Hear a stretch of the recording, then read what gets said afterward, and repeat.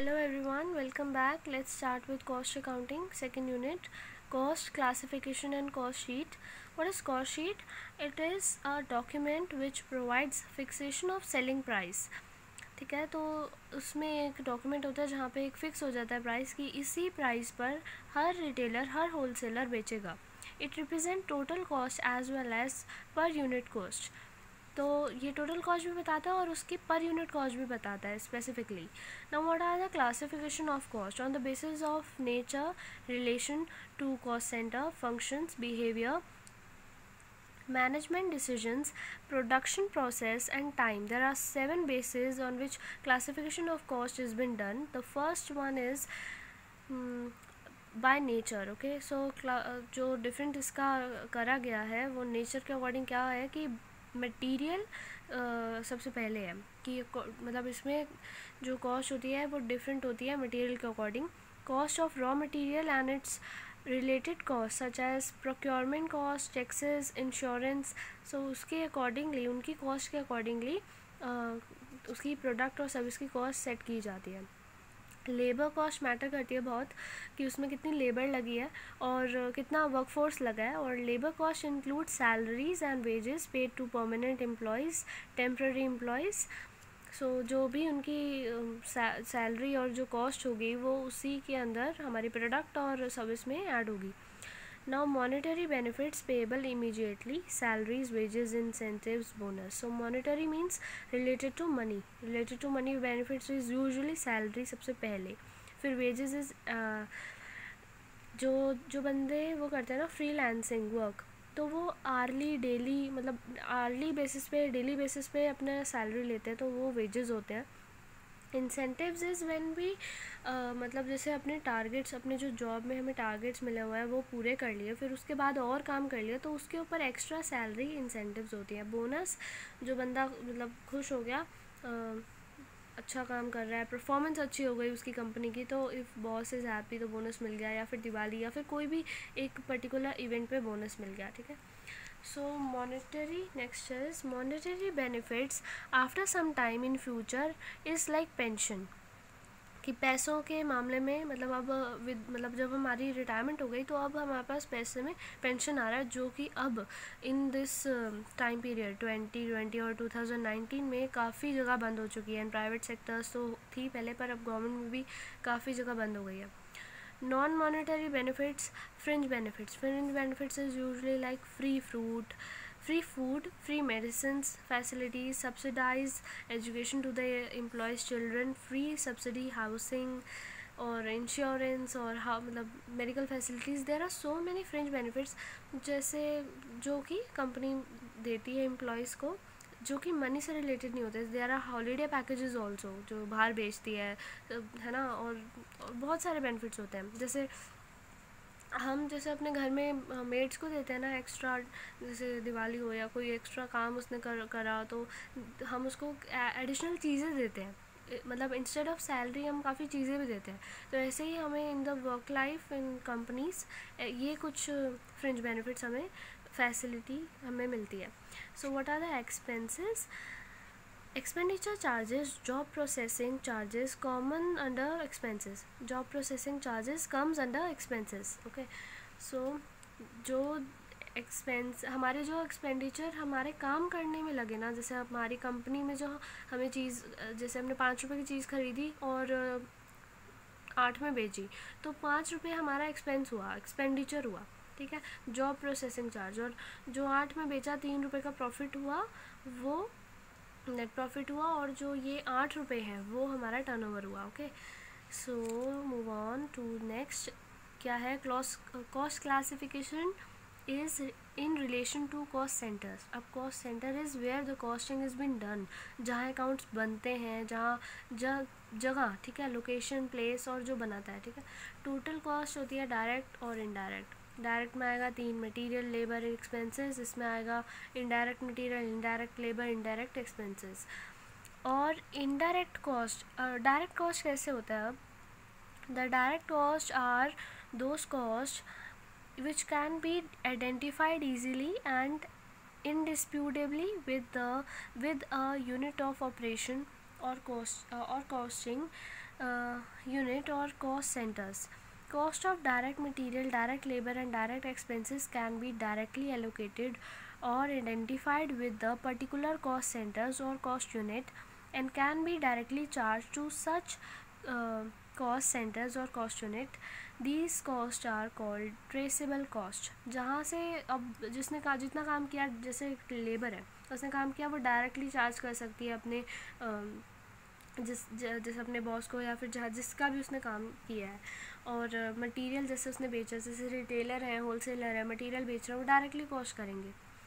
ठीक है. ऐसे ही एक्सपेंसेस हैं जो डायरेक्ट एक्सपेंस लग रहे हैं अपनी कंपनी में लग रहे हैं. जैसे हमारे हमने अपनी ऑफ़िस के लिए एसी बाय किया, हमने अपने ऑफ़िस के लिए एक डिफरेंट एक रूम अलग और बनाया, या फिर कोई प्रॉपर्टी ख़रीदी या कुछ भी, तो वो एक्सपेंसेस हमारे खर्चे या फिर not for the office, for the personal needs also.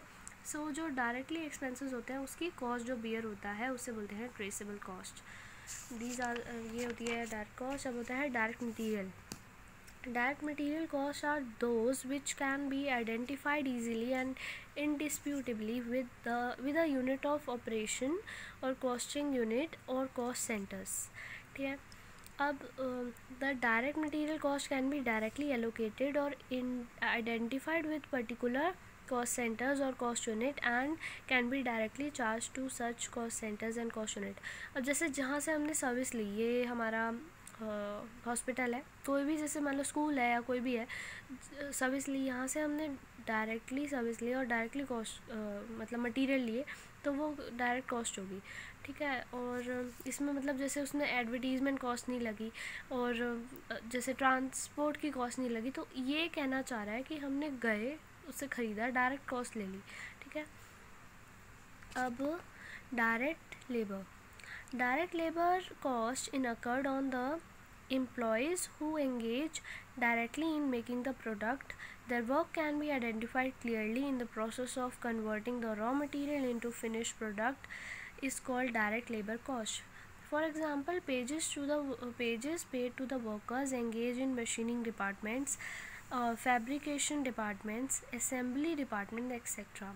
Machining department में जो काम कर रहे हैं, फैब्रिकेशन में काम कर रहे हैं, फैब्रिकेशन टेक्सटाइल इंडस्ट्री मतलब फैब्रिक में. सो जैसे आप डायरेक्ट लेबर का आप काम देख लो, ब्यूटिशियन है, if she is doing your makeup, तो वो रॉ मटेरियल लाइक हो गया मेकअप प्रोडक्ट से आपको सर्विस दे रही है. ठीक है. सो ऐसे कुछ भी कुकिंग हो गई, वो रॉ मटेरियल से आपको एक प्रोडक्ट पूरा प्रॉपर बना रहा है, अपनी सर्विस दे रहा है, लेबर दे रहा है, तो वहाँ से आप मतलब वो बंदा अपनी डायरेक्ट लेबर चार्ज करेगा, कॉस्ट करेगा. ठीक है. अब है direct expenses. The direct expenses refer to expenses that are specifically incurred and charge for specific and particular job process several cost unit or cost centres. These expenses are also called chargeable expenses. Now indirect cost. अब आता है, पहले direct का सारा हो गया, अब indirect है. इनडायरेक्ट कॉस्ट मतलब जैसे एग्जांपल है, when we go to the restaurant, तो हमने कुछ ऑर्डर किया, मंचूरियन ऑर्डर किया, तो उसमें जो होटल मैनेजर है उसने अपनी जो प्राइस रखा हुआ है मंचूरियन का, उसके अंदर टिश्यू पेपर की भी कॉस्ट ऐड कर रखी है, प्लेट की भी कॉस्ट ऐड कर रखी है, सिटिंग अरेंजमेंट की भी कॉस्ट ऐड कर रखी है. तो जो ये कॉस्ट है ना, ओवरहेड्स बोलते हैं उसको, तो उसको इनडायरेक्ट कॉस्ट उसने अपने मतलब मेन मेन्यू में ऐड कर रखी है. Indirect cost can not be allocate but which can be appointed to cost centres or cost unit. These costs are also called as common cost. Indirect cost, the direct costs are not traceable to any plant department. Plant is a big mills जो होती हैं ना, जहाँ बड़ी बड़ी मशीनें होती हैं, मतलब मास प्रोडक्शन होती है, जहाँ पे department operations or to any individual final product.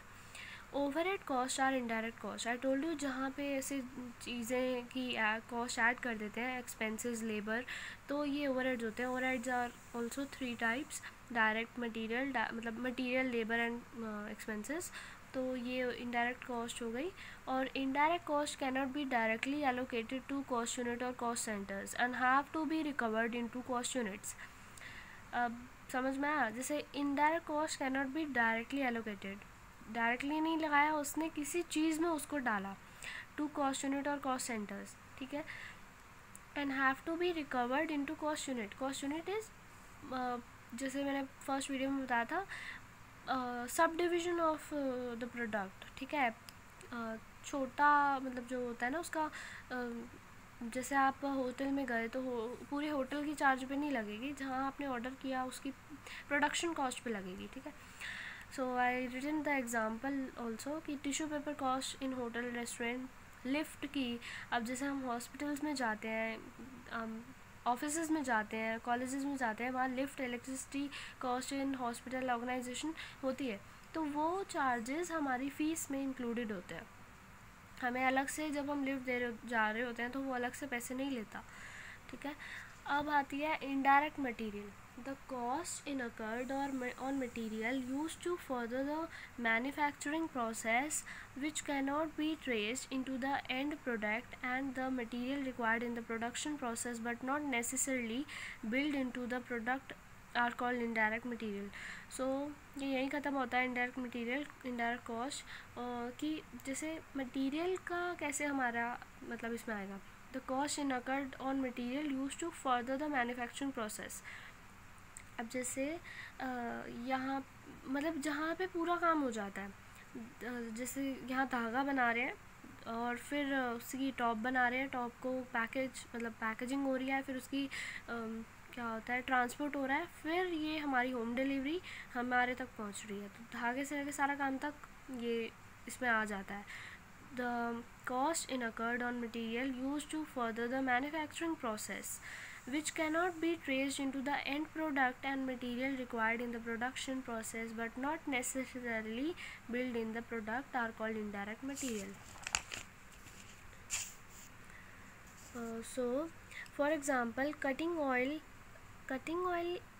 used in cutting surface, threads and buttons used in stitchings. Okay, so इसमें ये एग्जांपल है कि जैसे हमारे जैसे हमारे क्लोथ्स में बेसिक नेसेसिटीज़ क्या है, थ्रेड की है, बटन की है, तो ये हमारी जो रॉ मटेरियल है, इनडायरेक्ट रॉ मटेरियल, ये हमारा बड़े रॉ मटेरियल में आता है। जैसे ये छोटे छोटे raw materials consist the big raw material, वो रॉ मटेरियल फिर हमारा एक प्रोडक्ट बनाता है। For example, cutting oil used in cutting surface, threads and button used in stitching clothes, lubricants used in maintenance of plant and machineries, lubricants such as petroleum and मतलब ना ये diesel, so lubricant used in maintenance of plant and machineries, and इसमें grease भी आती है, और cotton waste used in the cleaning and machinery etc. are considered as indirect material. Okay, so moving to next, indirect labor. The cost of indirect labor consists of all the salaries and wages paid to the staff for the purpose of carrying and task incidental to goods or services provided which will not form part of salaries and wages paid in working directly upon the product. तो इसमें ये बोल रहा है कि जो हमारी जो मतलब सैलरीज़ हैं उसके ऊपर हमारा जो लेबर लगा है, कॉस्ट लगा है वो, ठीक है। For example, salaries and wages pays to stores keeper, watch and warden like watchman को और वार्डन को, है ना, और supervisors, keepers, time keepers, quality control managers, clerk staff, salesmen etc. Sorry. So these are some क्या होता है facilities. जैसे हम हॉस्पिटल्स में गए, आई यूजली मतलब गेटिंग मतलब मैं ये हॉस्पिटल का एग्जांपल इसलिए ले रही हूँ क्योंकि उसमें सारी चीज़ें आ रही हैं, ठीक है। तो वहाँ पे गेट कीपर होता है और हम उसकी भी कॉस्ट इसमें ऐड होती है, इनडायरेक्ट लेबर, ठीक है। हमने गए हम उसकी लेबर लेने, डॉक्टर की लेबर लेने, लेकिन मतलब उसकी हम सर्विस लेने गए, लेकिन वो तो अपनी लेबर चार्ज कर रहा है हमसे, लेकिन उसकी लेबर चार्ज के अंदर ये इनडायरेक्ट कॉस्ट, इनडायरेक्ट एक्सपेंसेस और इनडायरेक्ट लेबर भी आ रही है। जैसे हमारी जो वॉचमैन है बाहर, और जो मतलब एक्स्ट्रा कर रहे हैं, क्या बोलते हैं, एक्स्ट्रा कर रहे हैं, जैसे टेस्ट ले रहे हैं जो हमारे, तो ये सब की चार्जेस उसमें आते हैं। ठीक है।